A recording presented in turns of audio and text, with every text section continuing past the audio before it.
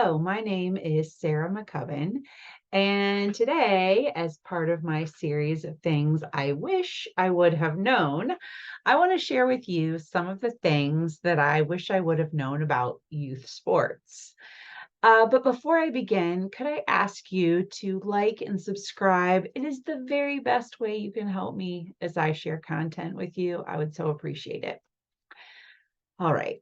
So my approach to sports has definitely morphed over time from just an activity to do with the kids to viewing it as more of a valuable learning tool for bigger lessons.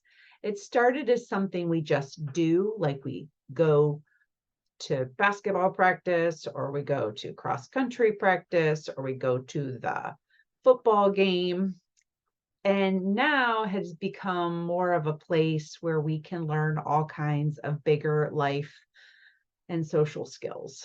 So, in that sense, I love it. I am not a very athletic person. I did not grow up doing a lot of sports.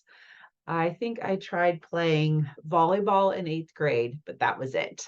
Um, my the other siblings in my family, I have uh, three sisters and a brother. And my brother played a ton of sports, football, basketball, baseball. He was always playing sports. And my sisters tried a few things here and there. My dad played volleyball. So I grew up around sports, but I didn't really do anything other than trying volleyball, which I quit about a month into the season. So, yeah, not so great. So when our kids started coming along, I didn't have a great appreciation for sports. I wasn't planning for them to do them. I actually didn't even know where to find the teams that they could participate in. Like that felt very overwhelming to me. But eventually I did figure it out. And um, it was my oldest son. He was going to join like a community basketball team in kindergarten. So, we figured it out, but I didn't really need for every kid coming along to play a sport because I had a lot of kids and I'm an introvert. I do not do well going all the time. Like I definitely need my downtime. So we found something for him that didn't need a lot of practice and, he jumped right in. And the funny thing is, with my oldest, he was very tall, and I thought he would be good at basketball, but he actually wasn't. He would like run down the field like a butterfly. And I was mortified because I thought, oh my goodness, my kid, like, what have I done? And, when you think about like who each of your children are, you have to kind of watch them and observe them to see like where their natural strengths and giftings and abilities are. That son is now 20 and he is 6'5", and he still doesn't like he's never become a basketball star even though he's super tall. Um so he'll play rec soccer here and there or something, but like sports did not become his path, which I could see when he was 5 flying like a butterfly down the football field or the basketball court. So anyway, over the years though, as my kids wanted to do sports, we did things like basketball, soccer, cross country, and then some of them went to school and they branched out and they added more sports like football and bowling and track and things like that on top of basketball and cross country, like all the things. But none of mine have ever done travel sports, so I won't talk about that. Anyway, recently, my ninth grade son and I have been having a lot of conversations as he tries to sort out whether to do football this fall. Now, if you saw him, he's like 6'2", he's big, he's brawny, he's one of those kids, you look at him and you say, football player, right? And the coaches are always like, come play football. He did play last year and they really want him to play this year. But honestly, he is struggling and he is really thinking it through. He's like, this week is decision week when he has to decide whether he's going to play. And he's really struggling with that decision. And because he loves sports, this is one of the things that I enjoy about um, parenting, so to speak, when you use something your kids love, it is a topic they're willing to talk about, right? If I tried to talk about dance with him, obviously, like, no bueno, he's not going to talk about that. But he's interested in football, so we can have conversations about a lot of life topics because he loves this topic. Like, he enjoys this sport. So anyway, he's struggling with whether to play because he's thinking about all the pros and cons, and he's trying to figure it out in his like 15-year-old mind, like whether he should do it.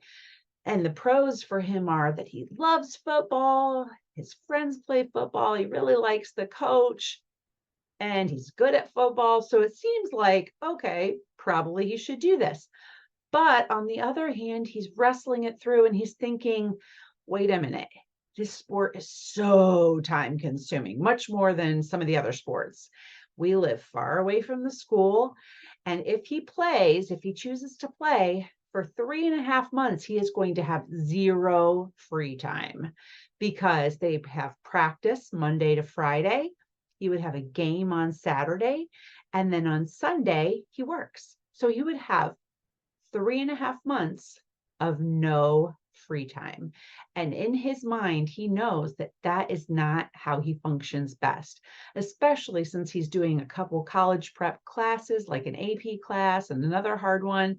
He's like, I don't know if I can do well in school and maintain that pace. Okay, so these are really good things for him to think about because obviously, as parents, we know that this is just a microcosm of the decisions that we have to make as parents all the time. Like, we're always having to balance and weigh things out.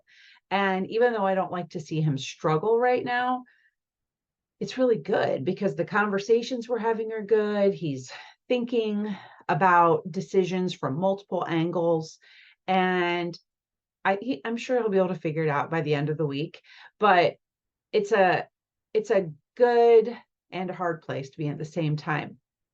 Now, as a parent, I can help him because I have observed that over the course of his life, I can see his natural gifting as a leader.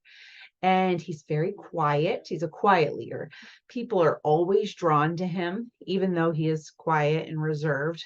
Other teenagers are drawn to him. They really, really like him. And I can see that whatever path he takes, he's going to naturally be a leader. So it's my job to help him become who God is calling him to be.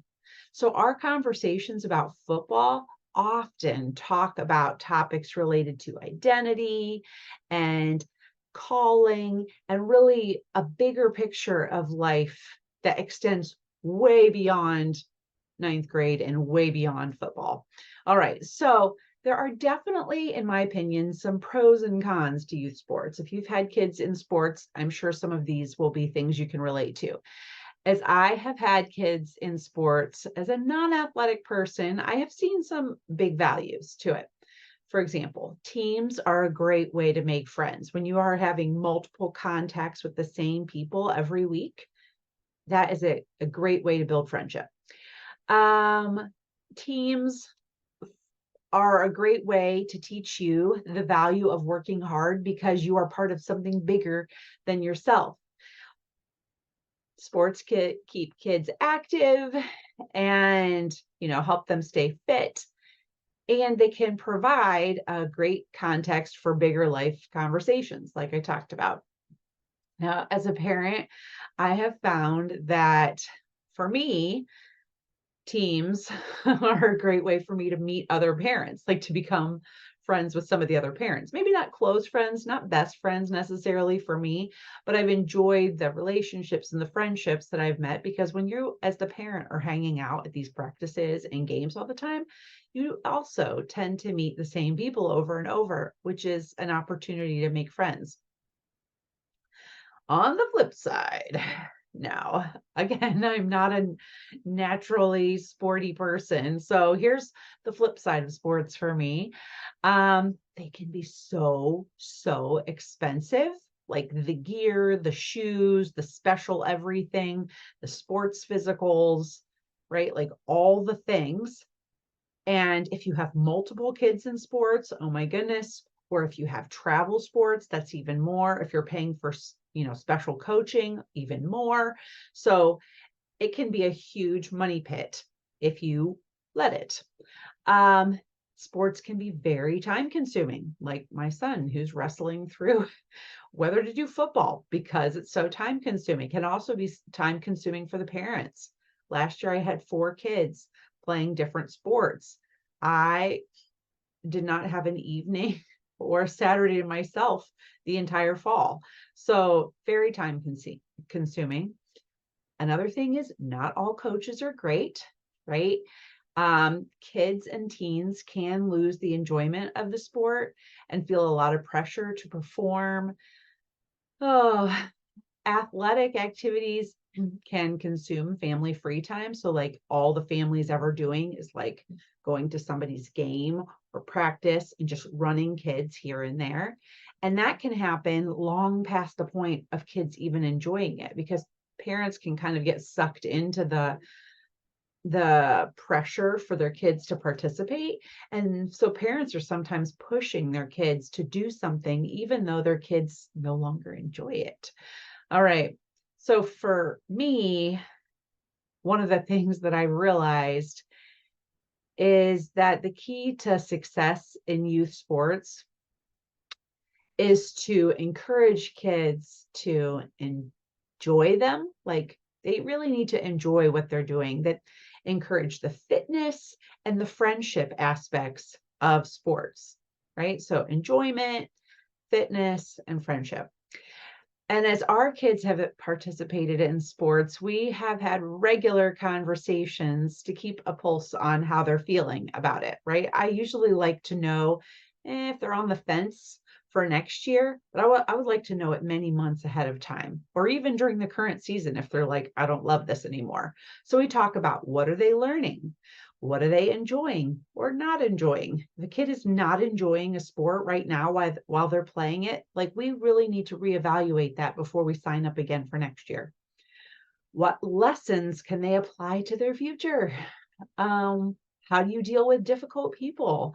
How do you deal with bad calls by referees or athletic officials? How can they view their own performance, whether it's good or bad, in the context of a bigger picture of life?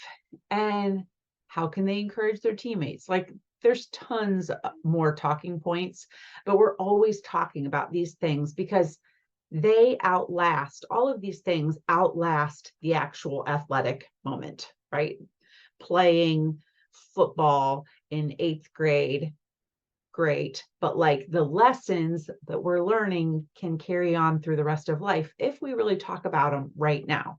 And I've found that my kids feel very empowered even when they are in the middle of something they don't like. They really, when they realize they're learning a lesson that will benefit them their whole life, they kind of grab onto that, and it tends to dampen the disappointment when things don't go quite right. So anyway, when I talk about friendship, as often as possible, we try to pair sports with people we know in other circles.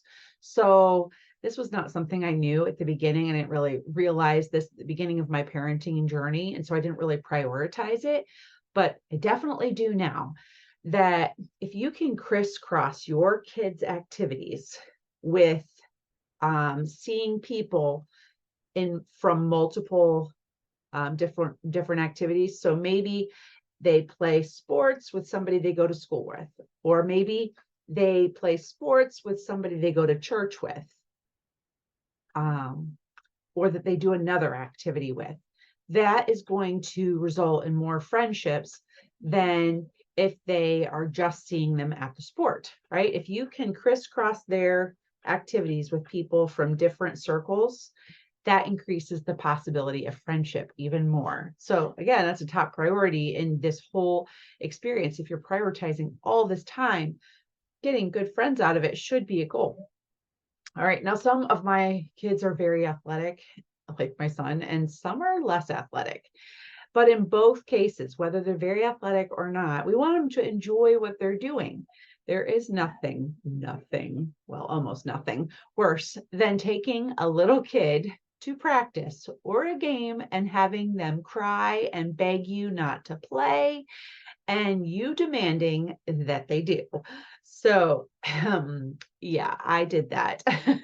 I would force my kids to play, or I would like dangle a carrot, like, oh, if you play, I'll give you this reward. Or like, if you don't play, I'm not going to let you like watch a video, make all these threats. It's miserable. The kid's miserable. You're miserable. It's not fun. It's not effective. Okay. So if you can help them to do sports that they enjoy, then you can like eliminate a lot of that headache. Another key is to know your why in athletics. Like, why is this kid doing this sport?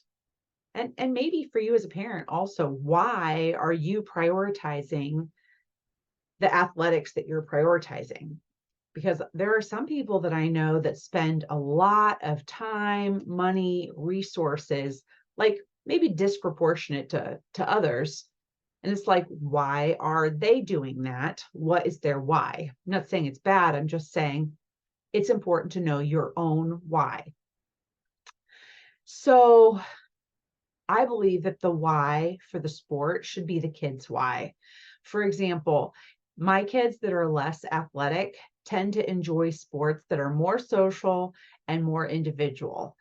So they their why is that they like to hang out with friends and improve their individual time or their individual score. My son, who is very athletic, also needs to know his why, but for totally different reasons. I mentioned him earlier. He was a football player in 8th grade, but he also made it to states for the state track and field competition for shot. So throwing that big metal ball and in Ohio. And he had only thrown shot for a couple of months. Like he'd never even touched it before. And he made it to states with that event with very little coaching, just like on natural skill or whatever. So he's big and he's athletic. My conversation with him about his why is very different. He needs to know his why because he gets a lot of pressure from coaches, from other kids to play sports, and he needs to know why he wants to do the sport. Otherwise, that pressure from everybody is going to push him to do something he doesn't really want to do. So, knowing your why, the reason you're participating, can help everyone in your family know when it's time to stop as well, right? Like when the why is no longer being accomplished, then it's time to look at something else. All right. So, hot tip here, dealing with coaches can make or break your team experience. Like, obviously, I didn't know what it would be like to deal with coaches when my son was like in kindergarten, because those community basketball experiences were very much like the coaches were parents. Some of them were not very athletic. They were just learning with the kids and they were sharing their limited knowledge. And, the kids were learning as they went and everybody was learning and it was fine. There was low expectations. Now, that's totally fine. Like, it's great. I appreciate it when other parents step up to coach. I don't even have enough knowledge to do that. So, that is fine. And really, the only downside to that experience is if you do have a very athletic child and they get placed with a coach that doesn't know what's going on, that can be frustrating. But on the opposite end of the spectrum, and this is where I've kind of landed the last couple of years in a few situations, is a coach who lives, eats, breathes their sport. Like they love it. That's fantastic, right? Like they know everything there's to know and they're energized and excited and they're going to help the team win and it's fantastic. Many of them are like making huge sacrifices of time. They may or may not be getting paid, but even if they're getting paid, they're not getting paid a lot, right? Like, let's face it, like being a coach is something where you don't get paid for all the effort and emotional investment that you make as well. So I totally respect these individuals who make this huge investment into other people's kids. But I find that their passion for their sport often makes me feel a little crazy because my goal is to raise kids and teach them to be discerning. And when someone has a ton of emotional energy that can happen in sports, it sometimes overrides logic. So, for example, I have seen coaches that shame kids for missing a game due to a family vacation. Or sometimes coaches encourage kids to play hurt for the good of the team, right? We're going to win. And neither of those ideas, for example, align with our core values as parents. So I often find myself uncoaching my kids after bad advice is given in a practice or game. So obviously, not everyone agrees with my approach, just shared my experience. But I am always thinking about the long game that we're playing as parents. Like, where's the advice that they're getting right now? Um, what's the logical conclusion of penalizing someone who goes on a family vacation? Well, they're not going to want to go on a family vacation. And do I want that for my kid? No, I want my kid to always want to go on family vacations with me or with their family in the future. I don't want them to say that's not valuable. Um, so those kinds of things are things that I'm always thinking about.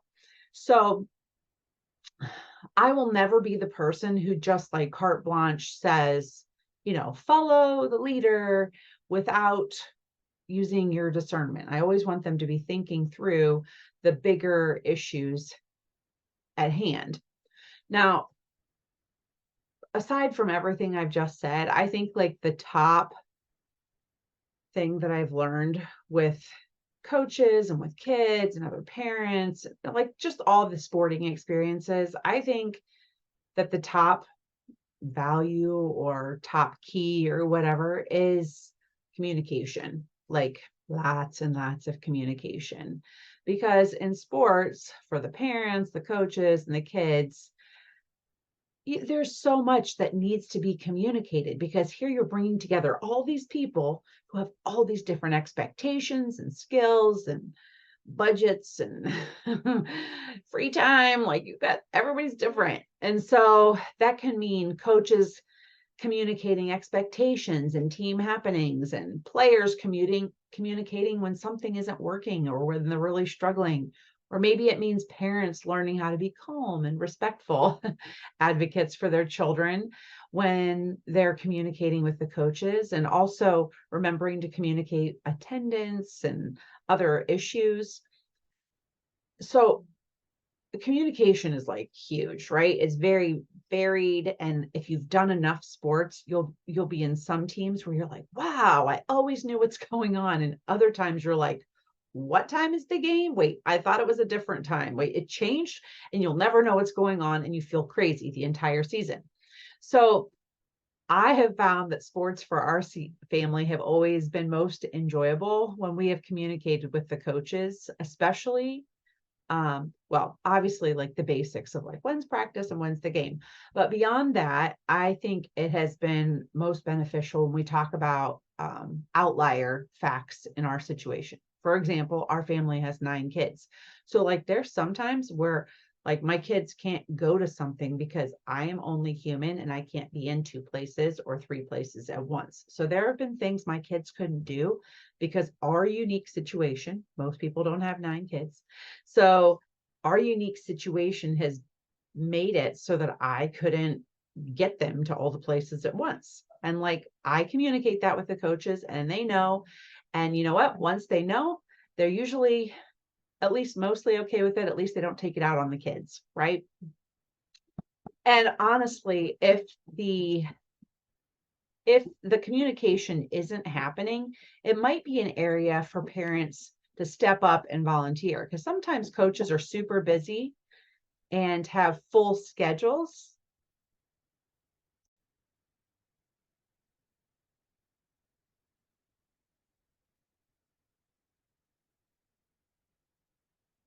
Okay, so I found that if like for some reason the communication isn't happening or it's not working well, people don't know what's going on, or maybe it's hard to get a hold of someone, that this is a good area for a parent to step up and volunteer, because sometimes coaches are super busy people. Some of them have like they're working one or even two jobs and they're doing coaching on top of like a very busy schedule. And so sometimes maybe they're really great at coaching, but they're terrible at communication, or they don't know how to use the tech or whatever. So this can be a great place for parents to step up. And obviously, using apps like the Band app or GroupMe can also be a good way to help families and coaches all stay on the same page without a lot of extra work.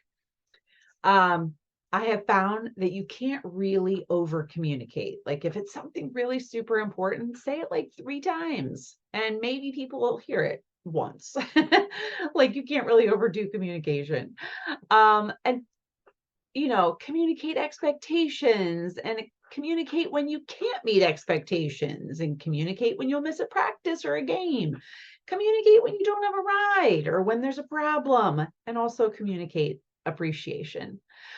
All right. So as I'm wrapping up here, sports in general can be, if it's a good fit for your kid, can be a great way to build friendships, teach values, and learn new skills. And I didn't really know it at the beginning, all those years ago, like 15 years ago or so when my son started playing. I thought again that we were just going to show up and do an activity, but I didn't really see the bigger picture then. And I have seen some of my kids truly come alive when they found the right sport. My homeschool daughter went to school in 9th grade, and she had and still has the most amazing cross country coach. Like this man is phenomenal. He speaks life over them and he speaks good things into their future and he pushes them hard, but not too hard. And like he's just an amazing human being. And he has taught her things through cross country that I could not have taught her through a book, right? Like she couldn't have learned it through a book the way she's learned it in that experience. And I'm forever grateful for that.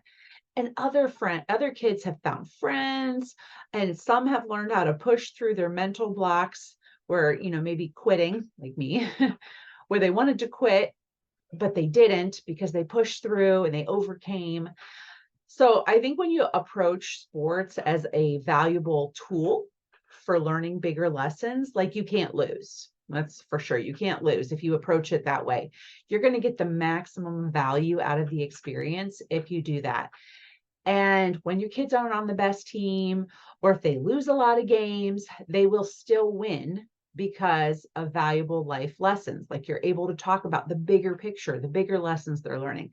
And on the flip side, if they're great at sports and they're always winning, you'll have a whole bunch of other valuable life lessons that you can talk through if you want, that again are far more important than just sports. Well, I hope this was helpful for you today. And I hope if your child is playing some sports that you enjoy it and that you get a lot out of it and that you make some great friendships. Thanks for joining me today.